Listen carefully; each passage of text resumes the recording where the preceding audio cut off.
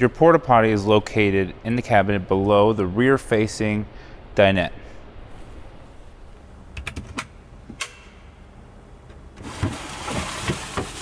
To clean your porta potty, grab yourself some RV safe toilet bowl cleaner. Use a soft sponge, soft cloth, wipe it down, and you should be all set to go. So there's some basic functionality to use your toilet. To the right is where you input your water, down into there. And to the left is a small pump to inject water into the actual toilet itself. To the front, this is how you flush, just like that. Since we're at the front, I want to show you the small indicator here on the bottom left corner. If it's green, it means it's empty. I'm just going to flip it around and show you what red looks like.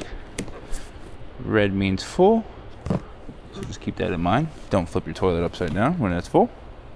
On the back side, the small lever here, there you go. The bottom section is where you dump into your sewage location.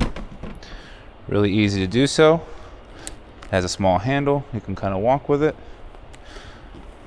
And then this will turn around your spout, open this guy out, and dump into your dump station.